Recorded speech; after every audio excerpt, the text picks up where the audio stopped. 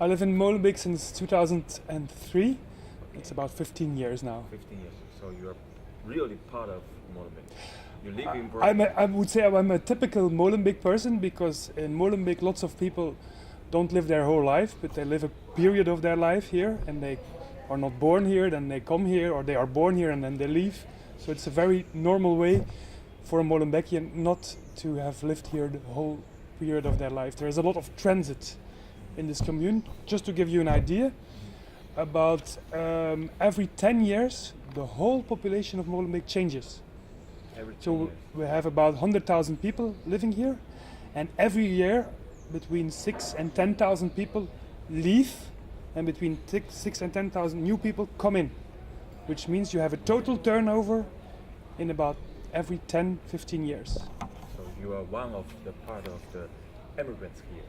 I'm part of the immigrants, yeah, and I would say Molenbeek is a commune of immigrants, a municipality of immigrants.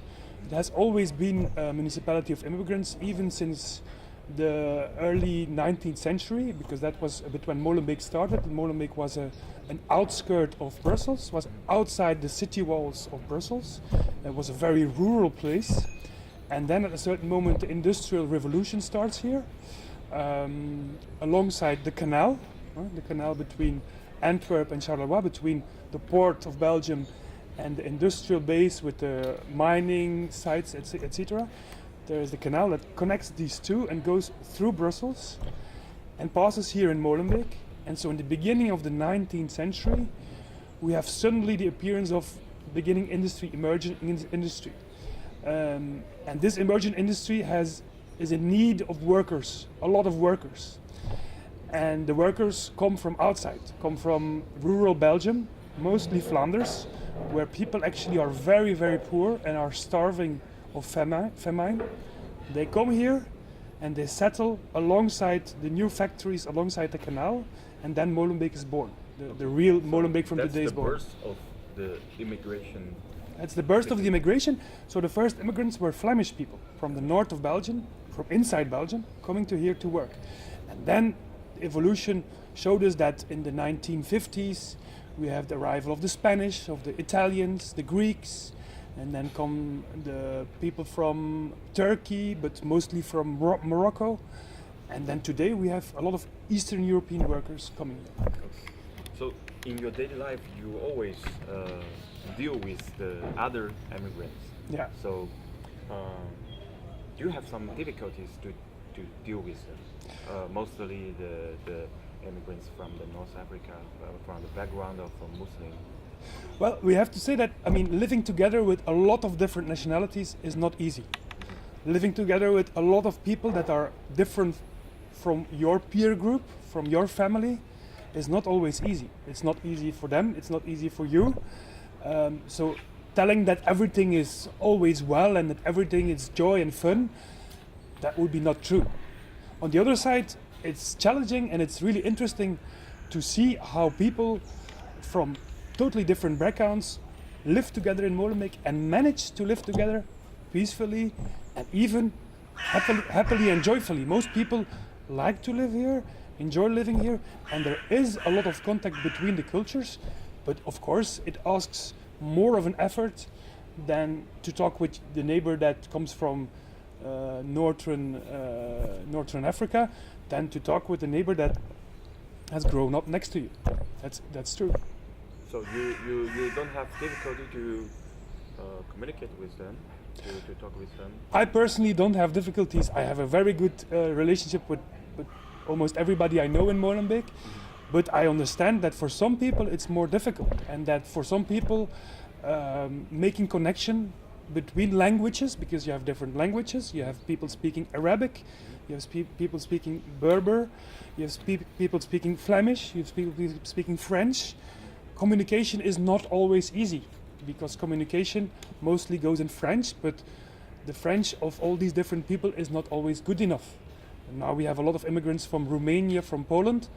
These people, their French is also very bad, and so communication is the first problem.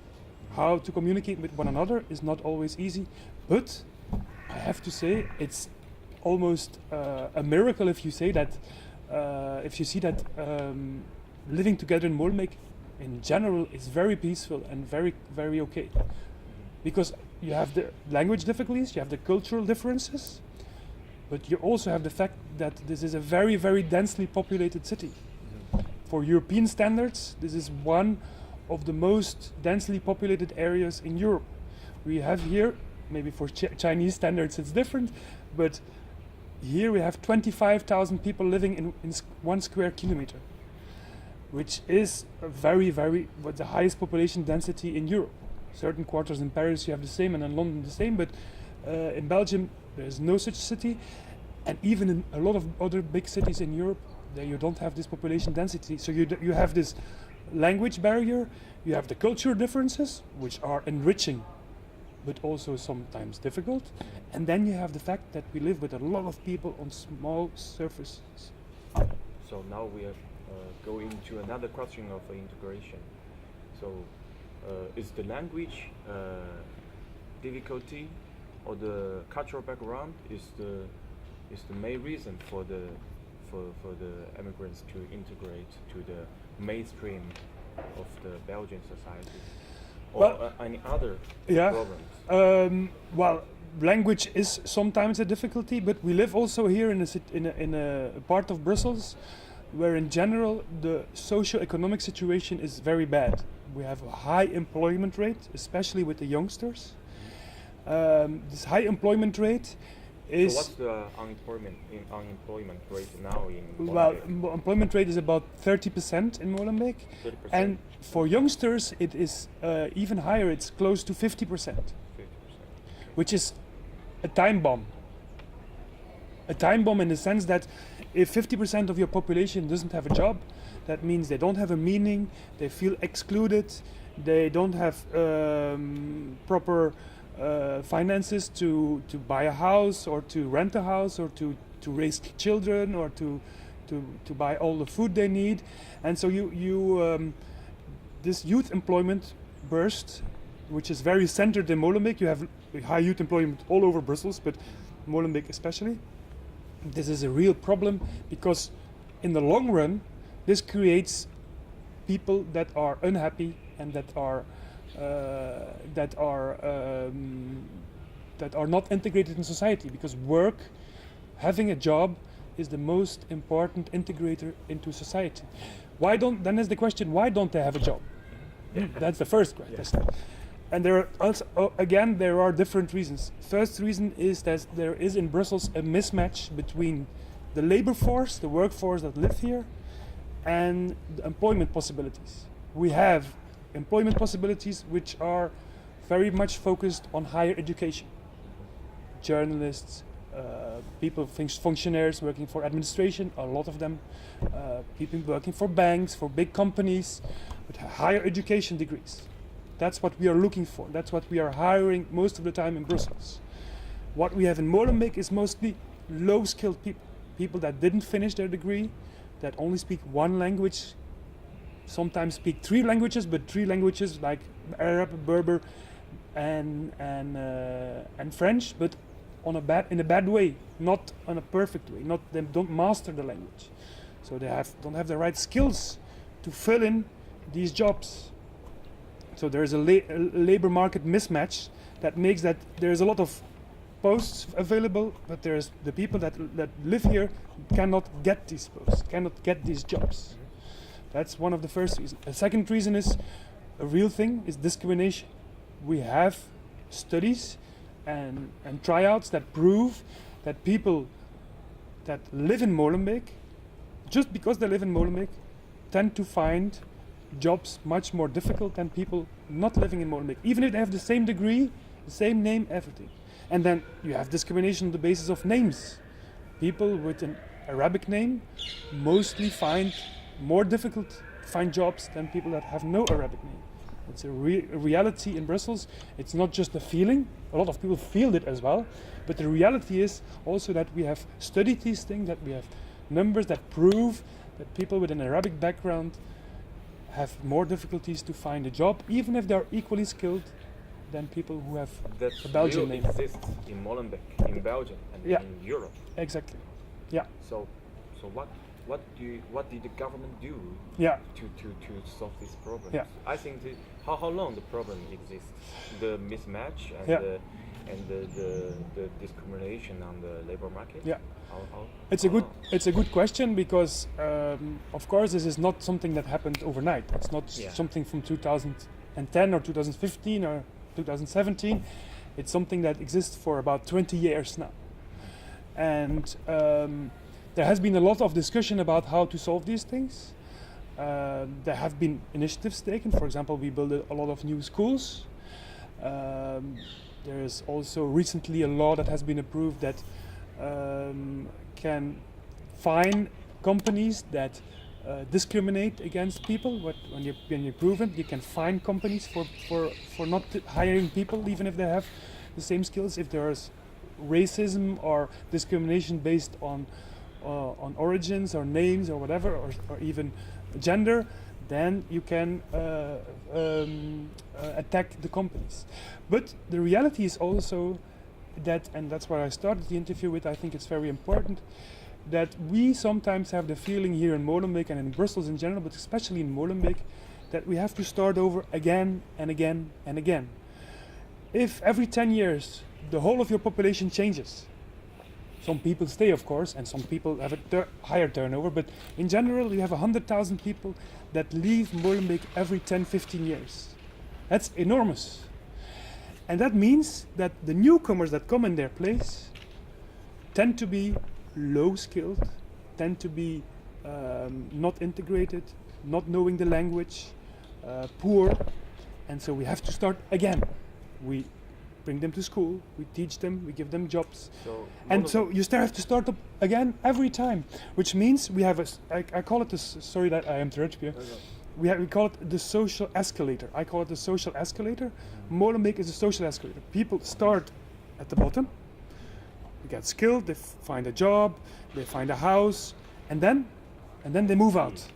They leave Molenbeek, they go to Flanders, they go to the richest part of Brussels, and therefore the investment that we have done here in these people goes elsewhere. It doesn't disappear. On an individual level, on the level of the person, it results in something very good. Now the person moves up the social ladder, but we don't see it here because people move out, and the people that move in are again at the bottom of the social ladder, of the social escalator, and so we have the feeling that we have to start again. And so when you look from the outside as an expert and you look at the numbers 20 years ago and the numbers today, you would say, it's the same numbers. Government didn't do anything to improve them. They have done nothing. Look, it's the same numbers then, 20 years ago and now. But reality is, of course, that we have done things and there has been a result. Only the result is not tangible here because people moved out and other people moved in. I think it's very few people explain this. It's also difficult to explain because it's not obvious from the first moment. You have to think about it, and if you say, oh, the numbers 20 years ago were bad, and 20 years ago, and now again they are bad, nothing happened. It looks very normal, very logic if you explain this. But on the other hand, reality is that it's more complex, and to explain that, it takes time. It takes an interview like this. Okay, and also I'm very interested about the labor market discrimination. How serious the problem is in Brussels, especially for the laborers come from Molenbeek. Yeah. And do you have the accurate number that if some guy he or she is criminating, he can comply to the government, and the government will fine the company? Do you have the accurate cases or the numbers? A good question. Is it a real way that people can how do you say punish the companies that discriminate the laborers? Well, discrimination is a real thing. The question is, how big is it? And that's about your question about numbers, I think, and that's difficult to measure because there has not been like a very extended studies about the numbers of discrimination because it's very difficult to prove. But recently in Brussels there has been a lot of upheaval, a lot of discussion about the cases brought by an NGO that filed CVs with the same content, same degrees, same qualifications, but different names on top of them. You had one Jamila and one Sandra. Sandra, a typical Belgian Flemish name. Jamila, a typical North African Moroccan name. And the result was that Sandra was almost always invited to the interview and Jamila was almost never interviewed. So we have a couple of these cases where it has been tested very explicitly with different companies, and the result is discrimination. As for the numbers, what percentages of all applicants, it's difficult to say. I cannot really pinpoint that because we don't have a survey that has been dedicated with hundreds of companies. But it's sure that it exists. I also have to stress that it's not the only reason why people living here are unemployed. I have to stress it's one element. Another element, very important, and I think even more important, is the fact that there is this labor market mismatch with people with low degrees, no skills, or very few skills. And at the other hand, we look for people with high skills. Industry in Brussels has almost disappeared. We have the last 50 years an enormous deindustrialization. Almost all industrial activity in Brussels has ceased.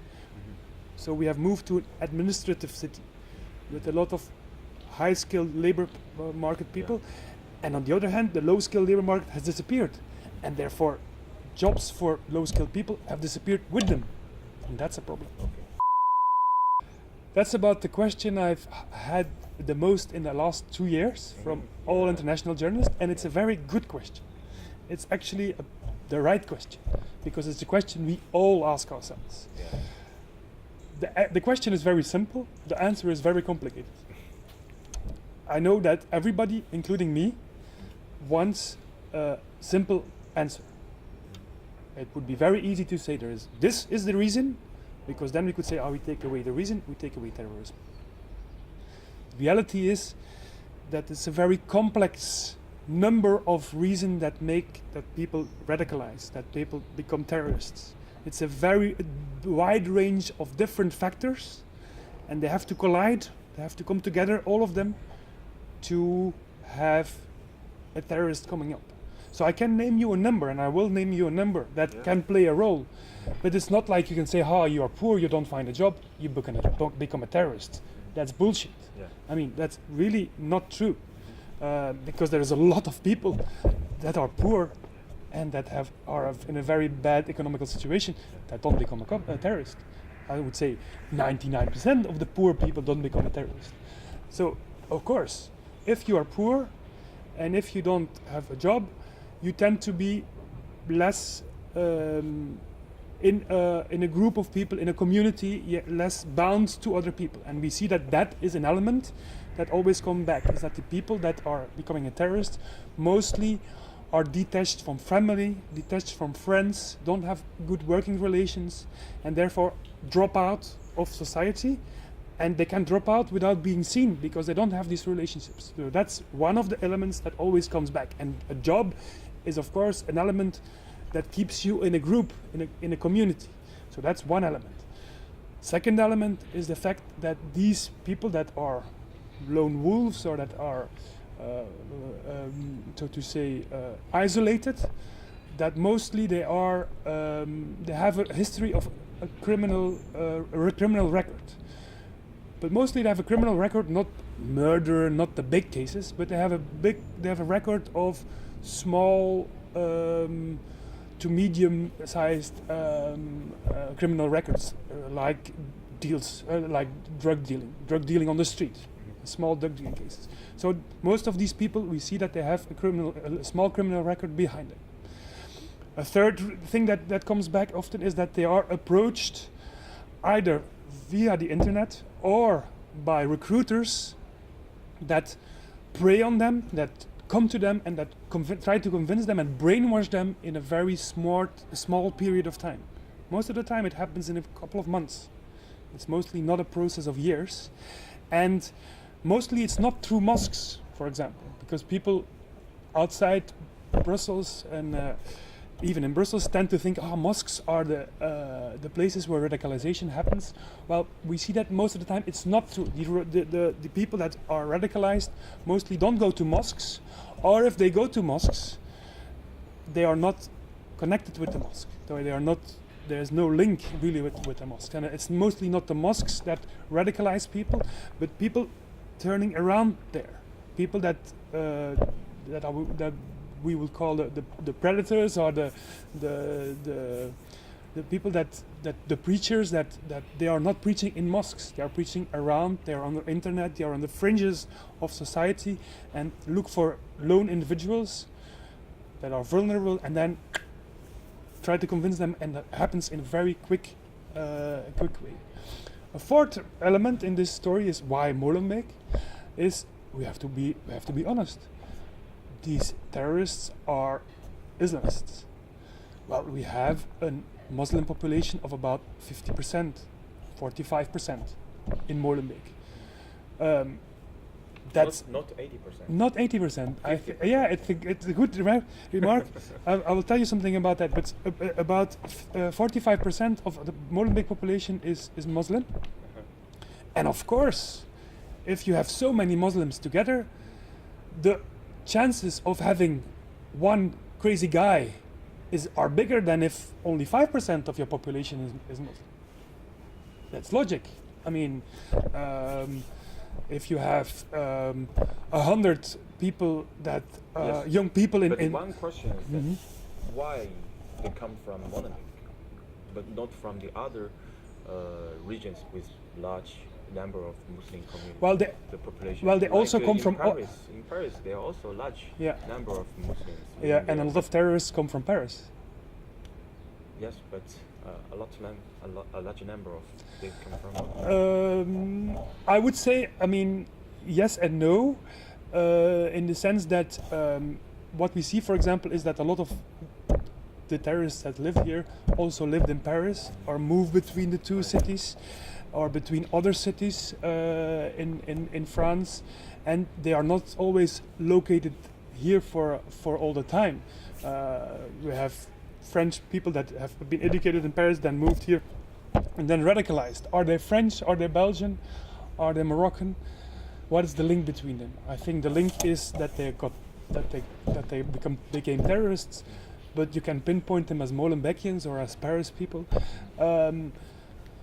I haven't compared the numbers European-wide, but if you look even inside Belgium, you see that there is other parts of Belgium where there is proportionally to the number of people living in the city, more people that getting radicalized than here. But I don't want to minimize it. We have a problem. We really have a problem. I just come back to one thing that we said: the perception of people coming to Molenbeek or seeing Molenbeek from the outside is that it's a Muslim city or municipality. With 80%, that's what you thought. That's because we are now in the central part of Molenbeek, and there you have 80% of people which is Muslim. But we have a part of Molenbeek which is called the New Molenbeek, which is been constructed in the 1970s and 80s, where there's only 20% of the people are Muslims, and so. Of course, we always forget about that part of Molenbeek, but it's as big as the center of Molenbeek, and therefore it compensates in a global picture. Okay, that's between brackets. But I come back to your question, why Molenbeek? I think it's because Molenbeek has all these elements together, that come together in a certain spot. And of course, it's the responsibility of the Molenbeek Municipal Council to do something about it. But it's not only the responsibility of the Molenbeek City Council to do something about it. It's also the responsibility of the Brussels Capital Region. It's also the responsibility of the Belgian national state to do something about it. And the problem is that even in Belgium, now we have the reflex of other levels of power, for example, the national state saying, it's all Molenbeek's fault. You have to solve it yourself. Whereas if we look at the problem, we see that all these guys, they move around, they buy arms, they get radicalized. Not all of this happens in Molenbeek. This happens because they are linked. There's links everywhere, And of course, we have to, in Molenbeek, to add our part and to do our part in this story, but we cannot do it alone. It's impossible. I'll give you one concrete example. We have in Molenbeek a situation where we lack 200 cops. 200 cops. I'm not talking about cops that fight terrorism. I'm talking about cops that are on the street, write parking fines, or for people that drop garbage or whatever. We lack 200 cops. We have 200 cops too few to fill our normal the normal contingent of cops that we can have. We cannot fill it because we don't have the money for it in Molenbeek. We have a poor commune. We are the poorest commune in the whole of Belgium, and so we don't have the money to pay for it. So normally the federal government steps in and pays for the cops in places like Molenbeek. What is happening is that the financing of Molenbeek has not been changed in 20 years. So, to give you an example, 1995, 65,000 people living in Molenbeek. Today, 100,000 people living in Molenbeek. We are having the same number of cops on the street in 95 than now. That means that per person, the number of cops has dropped with 30%. And that means that, for example, this small criminality where I talked to you about, this drugs trafficking or car smuggling or little theft, that are controlled in excellence by these cops on the streets, we cannot do it here. And we see one of the elements that makes people radicalize in the end. And so we don't have the eyes on the street to see if guys get radicalized, if they isolate themselves, if they organize them in a group. We don't have police cops that know the neighborhoods enough, because we don't have enough cops. So if you have on a police force of 1,000 cops for 5 communes, where Molenbeek is one of the 5 communes, okay, you have 1,000 cops for 250,000 people. That's the situation on this moment. And that's the theory. In reality, you only have 800 cops. What do?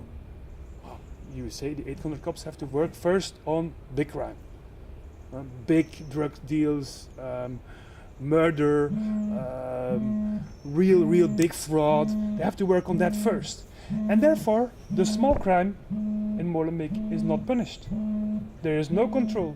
There is too few agents that are on the streets, just talking to people, discussing with people, explaining things, giving parking fines or fines for dropping garbage in the corner, or attacking the little drug crime the cops are not there because we don't have the money.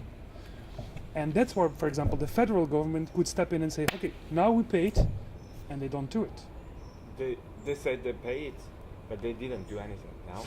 Well, what they did is actually they launched a canal plan, which is a plan to attack the crime and radicalization, especially in Molenbeek. And they said, okay, here you have 50 cops more. 50 cops more for 2 years, and then we will see again. Which is a good move, but it's more than insufficient. I told you we like 200 cops continuously for the rest of our days. For even if it goes good in Molenbeek, we need these 200 cops. Even if there's no terrorists anymore, we need these 200 cops. And what they say is, okay, we give you 50.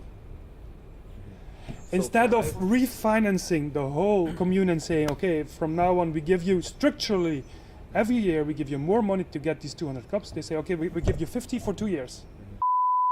Well, there is collaboration. It's better than it used to be, but it's insufficient. It's insufficient. I will say something that maybe will shock you, and I hope it's not true. I really, really hope it's not true. But I think that in the way we are working now, it's not going to prevent terrorism in the future coming from Molenbeek. It's not going to prevent. I'm afraid that the measures that are taken now are not sufficient to avoid this happening in the future again. Well, it's really shocking. Yeah. I think it's shocking too. I was hoping one thing, because I'm living in Molenbeek for 15 years, I'm in politics for 15 years, I know the problems of Molenbeek are huge. Apart from terrorism, they were huge already before. And I was hoping if one good thing comes from this terrorism attacks, is that now everybody's eyes are going to open and they're going to say, okay, we have to do something, and we're going to put money in it, we're going to put man in it, we're going to put workforce behind it to change Molenbeek fundamentally. We're going to invest in schools, we're going to invest in prevention, we're going to invest in cops on the street, we're going to clean up the streets from this little crime, petty crime. And so we are going to erase the fertile ground for potential terrorism to go. But I'm saying you today, has not happened. They have done some things, some little small things, but not enough to erase the whole fertile ground.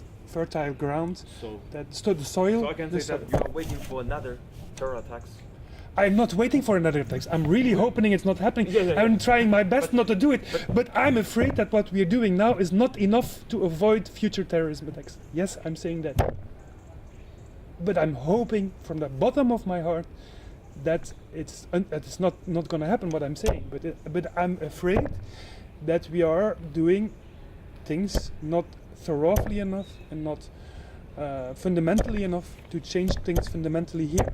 I mean, it's the only real measure that has been done is putting 50 more cops on the ground in Molenbeek for 2 years.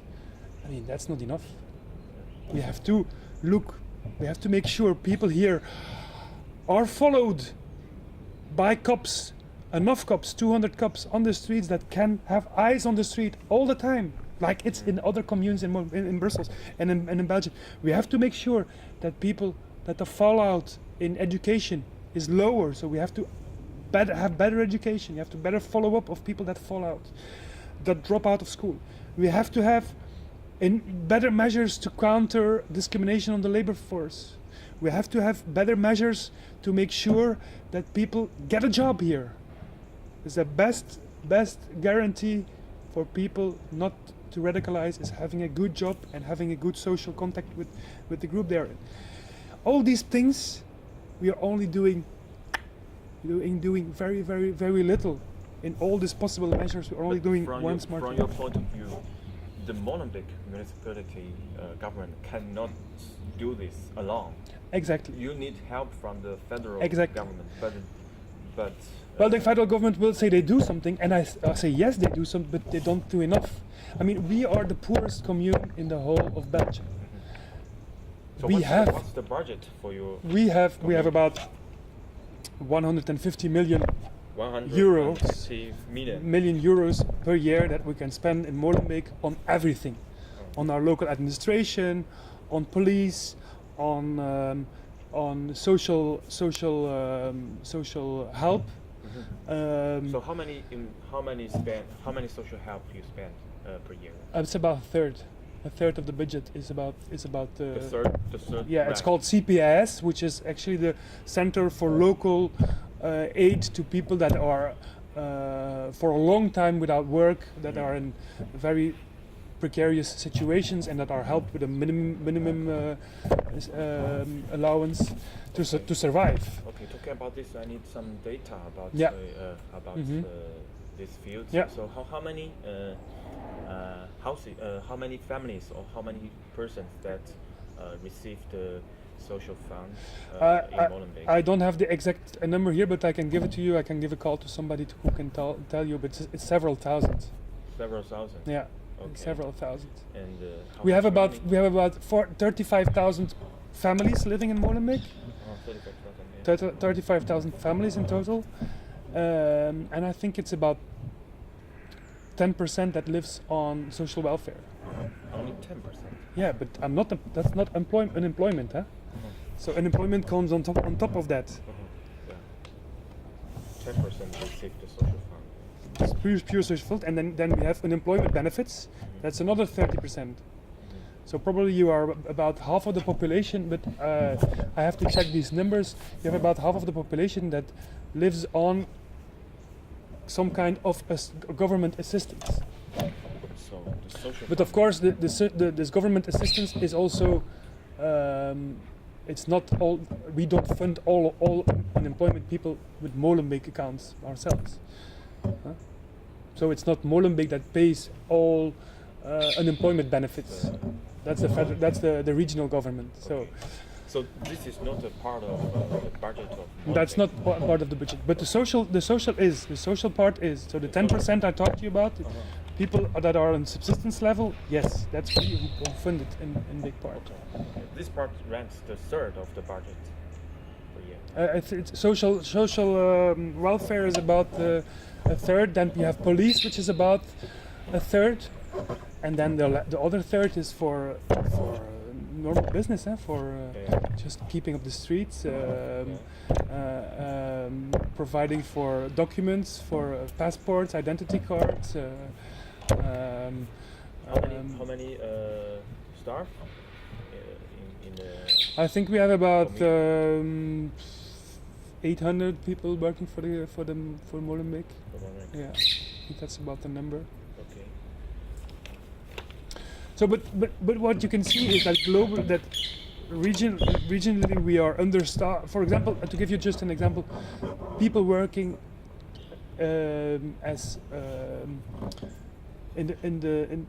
we have only 2 or 3 people working for prevention from radicalization. In a commune with 100,000 people, we have 2 or 3 people working exclusively on this field. 3. Yes, 800. Just 3 in 800 Yeah. responsible for the prevention of the radical. Yeah. But We have, of course, youth workers, and we have people, social assistants, but structurally working only on radicalization in the local force, it's 3 people. Yes, you have policemen, of course, doing this work as well, but I'm thinking on an administrative level, prevention workers, only 3. Just because we don't have the funds. But you can move other stuff. Yeah, that means, for example, that you don't collect the garbage, or that means that you don't make new streets, or that you don't open up the office where you can collect your identity card, or that you close schools, or that you close daycare. That's the problem. We have all the things we do are basic needs, and so where do you choose? Huh? Okay. Where do you choose? Do you want to close a school and say, okay, the 50 people, the 50 staff that work in the school, we're now going to fire them and we are going to hire 50 people that work on terrorism? And what are you going to do with all the kids? Okay. The next question. Yufan told me that you are very with the high possibility to be the next mayor of Molenbeek. I hope that it will happen. And if you will be the mayor of Molenbeek, what will you do the most urgent or the biggest business to do on your schedule? My number 1 top priority is to ring in every bell on every level of government to say, we need help. You can help us, you have to help us, you must help us, you have no choice but to help us. Come here and work together, even if you're from a political party that I totally dislike. We have to do this. Because we cannot do it alone. We want to do it, but we cannot do it alone, so we need you. Come here, help us, we do it together. What do you mean, the you? The you is all other levels of government. The federal government, the regional government, everybody has to step in, take his responsibility and work for Molenbeek and work for the good of the whole of the world, because finally that's what needs to happen. Can I say that from what you said just now, the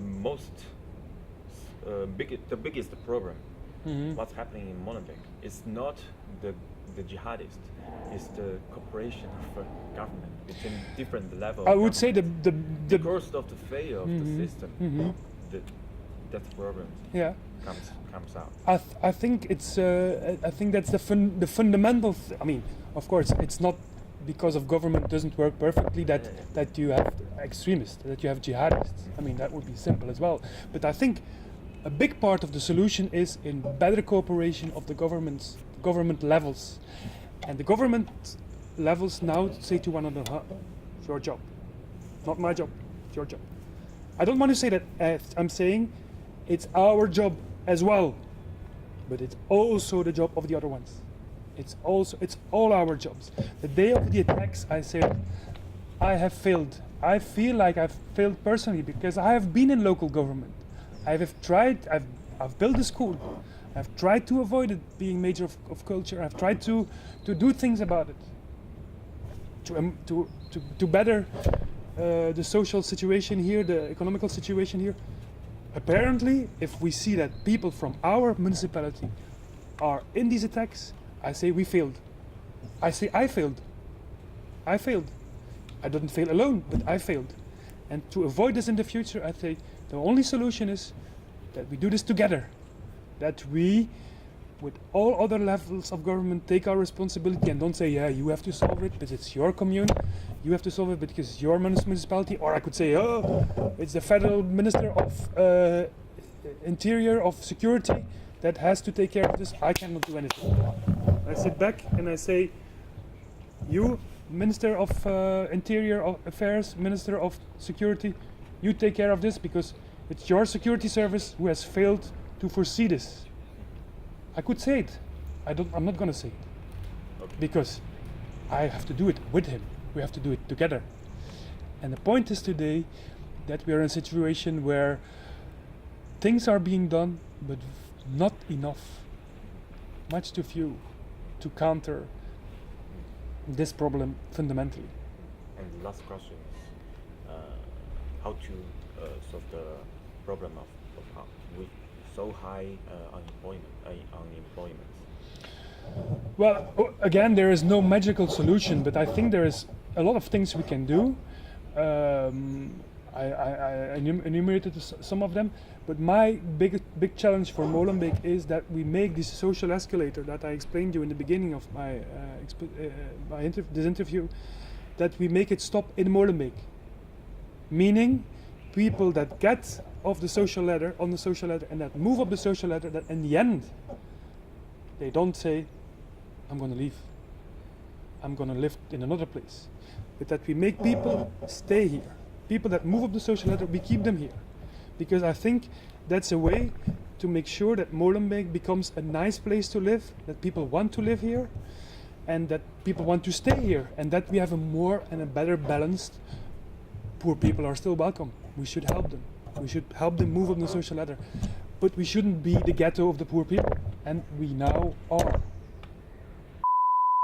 I mean, we see this, huh? We see problems of people with Arabic background coming here, or being here for the second or third generation, and then remarrying with somebody of North African descent, and then they move in, and then you have to restart again. That's what I explained to you. That's my problem. We have to restart again all the time, and just so the person that has been integrated, good.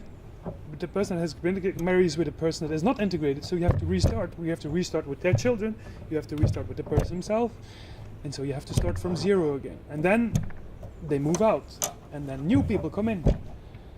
I think we should, as a rich country, help poor people from other countries. But I think that in the current situation, all difficulties are centralized too much in Molenbeek. The social, the economic, the cultural differences. I mean, it's too big a challenge for one municipality. Yeah. It's too big a challenge for one municipality. Yeah. We simply cannot do it on our own, and that's why something on a purely political level. My party, SPA, the Socialist Party, Flemish Socialist Party, we say that these 19 municipalities actually should make one big city of it. And there should only be one city level government, Brussels. Because what we see now is that we have two city level governments. We have the municipality level and we have the Brussels capital region level. It's stupid because people see Brussels as one. I mean, you don't see when you cross a border of one municipality of another, it's one tissue. And so there's no objective reason to keep these 19 communes that date from the 19th century. We should fusion them, we should make it one, and then you have one local level government, and that's more than enough. That will make it easier as well to start working together, and it will also make it more solidarity. There will be more solidarity because the south of Brussels, the southeast of Brussels, is now very rich, and we are in the northwest of Brussels. It's very poor.